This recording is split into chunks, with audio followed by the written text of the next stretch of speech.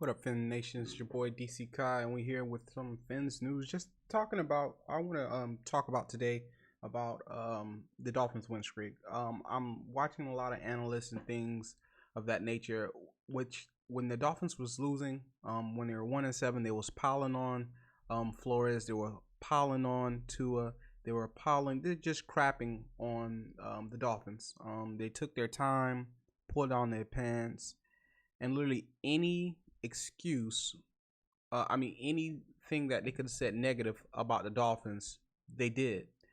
And Dolphins kept their head down, kept pushing, went on a 7 losing streak, with 4 games without their starting quarterback, Tua Tagovailoa. And we know from what we've seen again and again with Jacoby Brissett, when he was with the Colts, when he was with the Patriots, he's not it. And people clamoring for him when Tua was doing bad, just they don't know football. That's just 100%. You can tell how poorly the offense looks with him in there. The offensive line struggles even more than what they do now. But I want to get into the winning streak.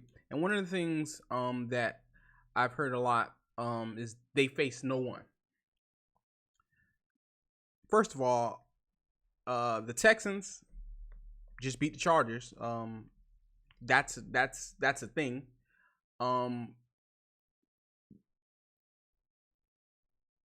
The Jets, they beat our upcoming opponent this Sunday, Tennessee Titans. The Panthers, they started off hot. I think it was 3-0. But their defense at the time, they were ranked in the top 5. Their defense was ranked top 5 when we went against them, and we put up 33 on them, even though, Cam Newton, former MVP, former Pro Bowl quarterback, which they use those accolades when it's fitting another narrative. Like when he was with the Patriots last year going against us, and Tua beat him, but he beat us. He beat Ryan Fitzpatrick, I believe it was, who was starting. It was like, yeah, look at the former All-Pro MVP quarterback. He still has, a lot in the tank left. That was a narrative that, because it painted that narrative at the time. But I digress. We did beat the New York Jets twice, which I said they beat the Titans, but come on, we beat Zach Wilson, which he had a pretty okay game. He wasn't all that, but it was all right. And we beat Joe the Bro Flacco. Like, he's a veteran quarterback. He's a veteran in the game. Like, would I take him over Jacoby Brissett? 1,000%. I would. I would 1,000% take him over Jacoby Brissett. But that's not what this is about. That's not what this video is about. I'm not trying to make this video too long, but I wanted to be within the 10-minute to 15-minute range so I can get the things that I need to get out. So one of the things that is just perpetuated right now is that the Dolphins didn't play anybody. I just gave you a list of people that the Dolphins played and were successful against, and they were successful against other playoff teams at the time. So one of the teams that's, I'm not trying to pick on any team in general, but one of the hottest teams right now that's, they're talking about Super Bowl right now is the Dallas Cowboys, America's team. So I just looked at their record. I've watched almost every game that they played this year because I enjoy watching Micah Parsons. I love good trench play, in which they have one of the best offensive linemen. Zach Martin, that's a Hall of Fame. He's gonna be in Canton. Tyron Smith, that's Canton. Like, they have some good offensive linemen, and still the guy that was on the practice squad, I think he was like undrafted or 7th round. Some he's even playing. When you have good, when you have two stalwarts, and it just fixes the whole. When you have like Hall of Fame type players, it kind of negates the lesser talent on the line. Not always, but most of the time. But they're crowning them Super Bowl champs, or they're saying that they're playoff. They are playoff bound. I'm gonna get into that, but the Dolphins didn't play anybody. But I took a closer look at their record, and it's interesting. These are the people I'm gonna go with. The people that they lost against first. Tampa Bay Buccaneers. Their record is 11-4 as of this video. The Denver Broncos, 7-8. The Kansas City Chiefs, 11-4, playoff bound. The Raiders, 8-7, still have a chance to make it into the playoffs. So they lost against 2 for sure playoff teams and 1 fringe playoff team, and Denver is still alive, believe it or not, in the playoff race. So then I went to the people that they beat. LA Chargers, currently out of the playoffs. They're fringe, and for some reason, even though they're out, they have the best chance to get in, even though they were shellacked by the Broncos. Whatever. But the Eagles currently are a playoff team, fringe. They're in right now. Then they went against the Panthers, Sam Darnold. Then they went against the Giants at the time, Daniel Jones. Then they went against the Patriots, got them in overtime, Mac Jones. Falcons, Matt Ryan. Nolans, Trevor Siemian. Washington, Heineke. And then they went against Heineke again, and they went against the Giants, which they had Mike Glennon. Chargers 8-7, Eagles 8-7, Panthers 5-10, Giants 4-11, Patriots 9-6, Falcons 7-8, Nolans 7-8, Washington 6-9. The people that they beat, combined record, this is not doubling the Giants and the Washington Redskins, is 48-67. If you double up, because they went against the Giants twice, they went against Washington twice, 58-87. The people that they lost against record combined, 37-23. Who have they beat? Literally, who have they beat? They're in a conference where their other 3 teams never make the playoffs. Last year, they put in, 8-8 or 7-8 Washington team into the playoffs, while Miami was 10-6 at the time. They talk about the Dolphins, their winning streak, which is the Houston Texans, the Baltimore Ravens, New York Jets, Carolina Panthers, New York Giants, New York Jets again, and New Orleans. I love saying it like that. New Orleans. The Saints. So I'm not sure why the Cowboys are being crowned the next hot thing since sliced bread, when we know they falter in the playoffs all the time. In my generation, born 1990, when I started watching football, the Cowboys have not done anything. I watched Tony Romo fumble the kick, the field goal. I watched Dez Bryant, was it a catch, lose to the Packers. Like, I've watched what I think it was the Cowboys when correct me if I'm wrong. I'm okay. This is off the top. They lost against the Seahawks. Was it the Seahawks that he fumbled the field goal? Tony Romo. Correct me if I'm wrong in the comments. I'm cool with it. I love learning more about football, but when you go off the top, sometimes it's But they're trying to destroy what the Dolphins have achieved. But they put up people like the Cowboys who literally it's a 19 game difference between win and losses of the people that they have beat. So I just want to know, is it okay for them to play against nobody and win? But when the Dolphins beat who they're supposed to beat, like the Cowboys beat who they're supposed to beat, it's a problem? I just want to know. Let me know in the comments below, man. Is that cool? Is it all right that this is that narrative is just out there? Like, Dolphins haven't played against anybody. They went against Tyrod Taylor, Lamar Jackson, Cam Newton, Mike Glennon, Zach Wilson, Joe Flacco, Ian Book. Okay, they're in the NFL for a reason. Joe Flacco, former MVP, Super Bowl MVP. He got a Super Bowl under his record. He may be at the end of his career, but Ben Roethlisberger over there just crapping it up.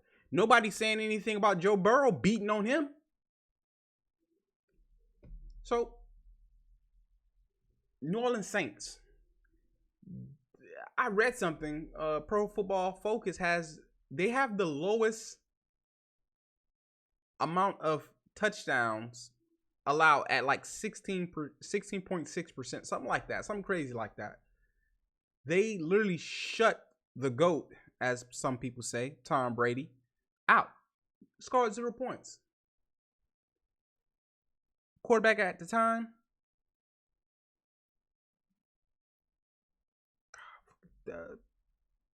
what's this guy named? Chris Sims' butt buddy. It's crazy. I forgot that quick. What is that guy's name? Number 7, Taysom Hill. Matter of fact, when the Cowboys beat them 27-10, I think it was 27-10, the guy threw 4 interceptions. Ian Book threw 2. I'll take 2 over 4 any day.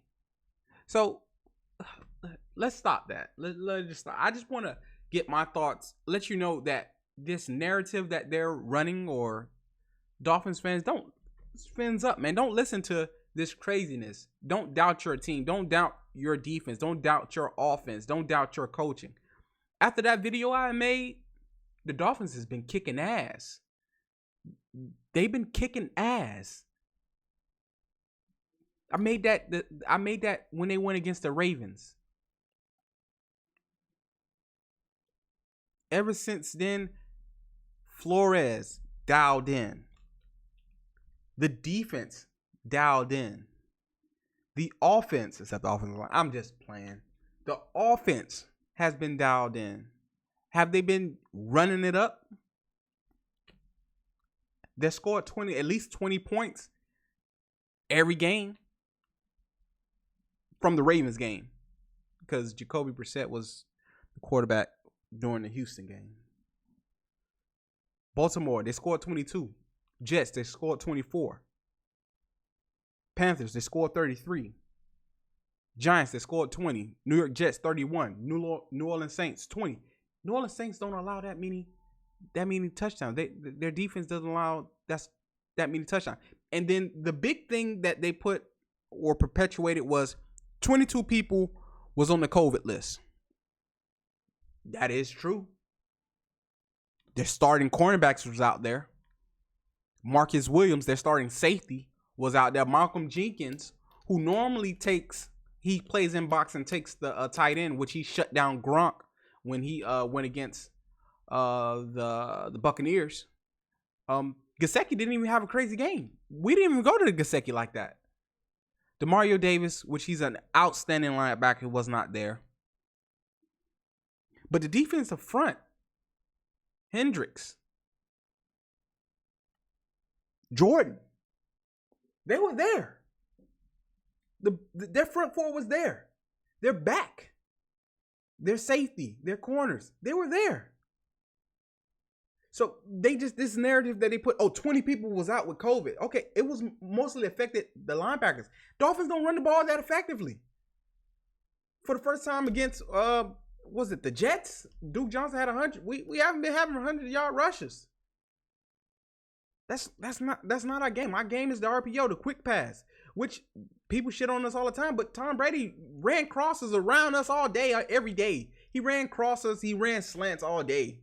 That's what with Tom Brady, he picked you apart down the field. He threw to his running back behind the line, James White, Kevin Falk. They made plays. Corey Dillon handed it off, little screens. That's what Patriots have done over the year after year after year. I've watched Patriots dink and dunk up the field for the last 20 years since Tom Brady was there. The only time they had crazy explosive offense was with Randy Moss. And they lost that Super Bowl. Eli got them. And their passing game was still short. And they would play action, go deep. He would just throw it up to Randy Moss. I watched this. This is things that I've watched. So they shit on Tua because for some reason they don't like the kid. I'm not sure why. Which he is making our offense better than what it should be. And they clown him, Chris Sims, that you didn't have done anything in the NFL. Like, you sit up there. I'm not going to even get on a tangent. You praise Ryan Tannehill. You praise Taysom Hill because they're going against the Dolphins. You literally are butthurt. A broken-faced, butthurt guy for some reason. I'm not sure. When you couldn't even call a play in the huddle. Okay, I don't have no NFL experience. I've never made it. I've never cared to make it to the NFL. But you talk about a young kid, 22, who's still figuring it out. What was your stats your rookie year? Was you starting your second year? Was you starting your third year? Was you starting your fourth, your fifth? You're out of the NFL. So I'm going to end it right there. I think I did about 20 minutes, 17, 18, something like that. But this is my thoughts of the Dolphins winning streak and how the media is perpetuating a fake narrative. Okay, they didn't beat anybody. They beat NFL teams, which every team that they have on that record has a signature win except for the Giants. The Jets beat the Titans. Baltimore is a fringe playoff team. Houston just shellacked Justin Herbert. And I didn't hear anything about that. I'm surprised that he shit the bed. He literally shit the bed and allowed the Dolphins in the door. He does not elevate his team. He had 2 Pro Bowl wide receivers when he got there. They fixed the offensive line. They invested in the offensive line. He's not elevating that talent there. That talent is what it is because Phillip Rivers was doing the same thing with that. He's not doing anything. He doesn't elevate the talent around him. That's why coming out of Oregon, people they missed his incredible abilities. He won with his legs at Oregon more than his arm. The Rose Bowl. I watched that Rose Bowl. I was like, why he's not making that throw? Why he's not making that throw? He didn't have the wide receivers. Name the tight end wide receiver he had. Because he couldn't elevate the people that was around him. Granted, Tua had Henry Ruggs, he had Jalen Waddle, Devonta Smith, just first round talent. But now he's here and he's elevating Mac Hollins, Isaiah Ford. Jalen Waddle was, his boy, so. Devontae Parker is not, killing it. He's often injured. I love me some Uncle Vontae. Mike Gesicki. He's elite. I won't say elite yet, but he's very, very good. But literally, I'm watching the play. Jesse Davis literally did not put his hands on a guy until he had already beat him. What the fuck are you doing? Excuse my French. But I'm in here because I'm gonna get on another tangent. But yeah. So like anything I had to say, please like, comment, subscribe. It's been a pleasure.